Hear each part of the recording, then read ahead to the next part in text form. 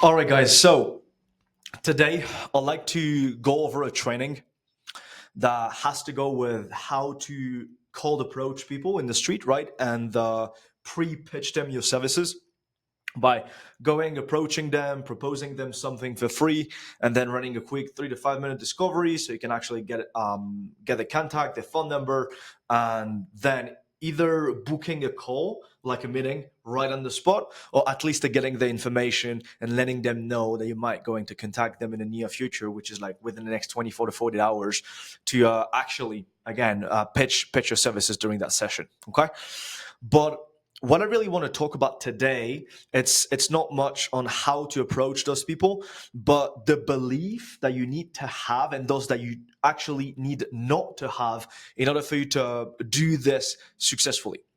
The reason why I'm recording this training is because I had a conversation with a student the other day, and after she watched the training on how to go and find wealthy people, right? She was like, Julian, I cannot just go in the street and approach people like this. I might going to get in trouble. I was like, what do you mean? She was like, yeah, like what if people get scared and then like they call the police, so that people see me hanging around in some neighborhoods and wealthy neighborhoods and people are calling the police, or I am not I am not the type of person that goes into a Gucci store, because I mentioned that wealthy people goes into those luxury brand stores.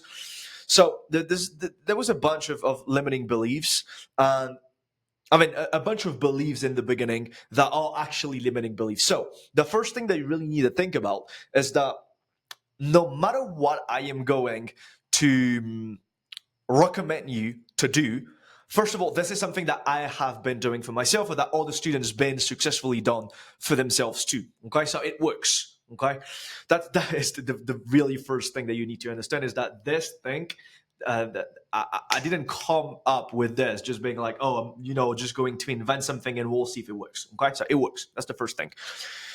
The second thing that you need to think about is that, okay, if you have concerns about would you be able to do it or not, you need to address this right away. Okay, if it's the first time that you're about to do this, we're going to take this example about like cold approaching people, right? If it's literally the first time that you're going to cold approach someone in your entire life, okay, not just like business related, but in your entire life, this should not feel comfortable. And because this should not feel comfortable, what your mind is going to do is going to create an entire scenario to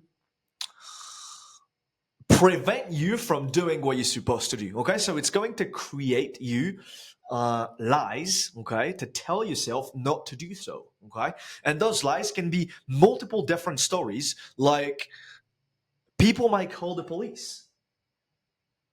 Okay, that's one kind of a story.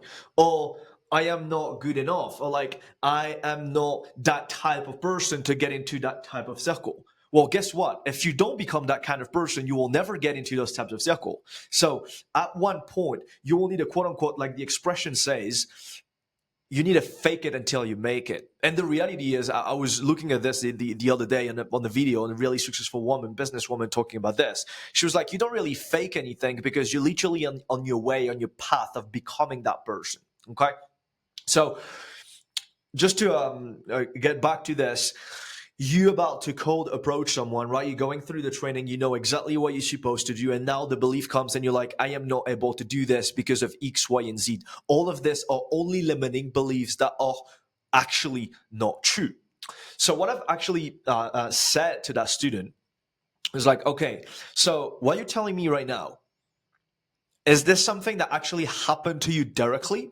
Like, have you ever went to a cold approach people for business purposes, and you doing this got arrested by the police? And she was like, no. It's like, okay, do you know anyone in a close circle for who it happened? No, neither. Okay, gotcha. Have you ever tried to do it?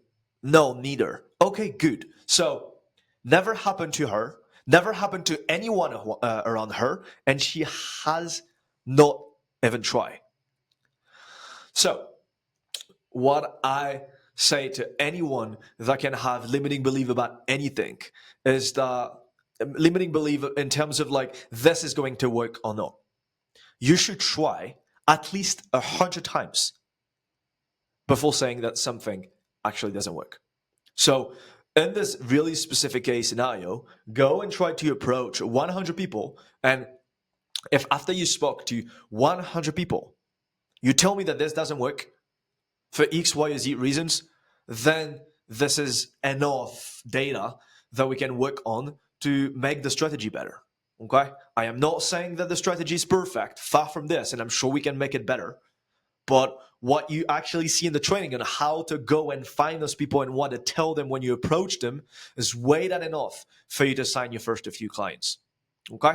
So this was just again a quick training on mindset and beliefs and how to actually destroy those beliefs and build better ones. So now I want to give you a personal example of like what happened to me personally when I first started.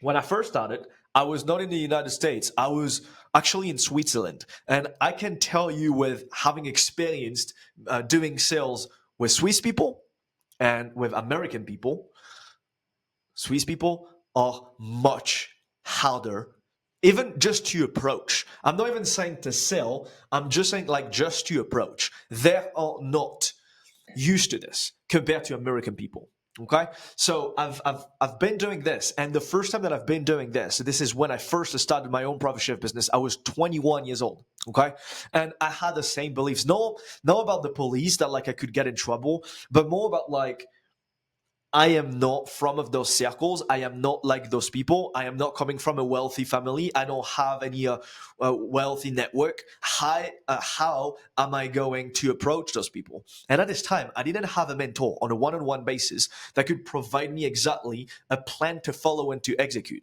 I just had to figure it out by myself. So I was just like, okay, like I'm literally just go outside and speak to as many people as I can. And I mean, I was already in a wealthy location because I was in Switzerland. I was in Geneva at this time. So I literally just had to go out and speak to almost, whatever I'll cross in my path. I was pretty sure that person will be wealthy.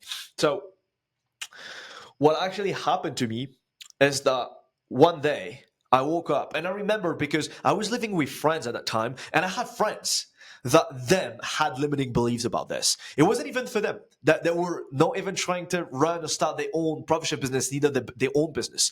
But when I mentioned to them that I will go and do this, they were just like, "You're never going to be able to do this because of that same belief." They were like, "You just don't know anyone. You're just not from the circle. You don't have any wealthy network or background. You're just going to be pushed away." And guess what happened? I got pushed away. I had to face a lot of rejections until one day where I met the right person at the right time, at the right moment, and it worked out. Okay. But I had to go out and I had to knock doors and I had to be rejected many, many times until it finally worked. Okay. So just to circle back to what I was mentioning in the beginning is that everything I share with you, I've been doing this multiple times and up to a point where it became successful. So we could actually create something that is a blueprint that you can now use and receive feedback from me live when you've been actually doing the thing. Okay. So I am going to leave this video right here. I think that's enough for now. If you have any specific questions, you know where to find me. I'll see you soon. Peace.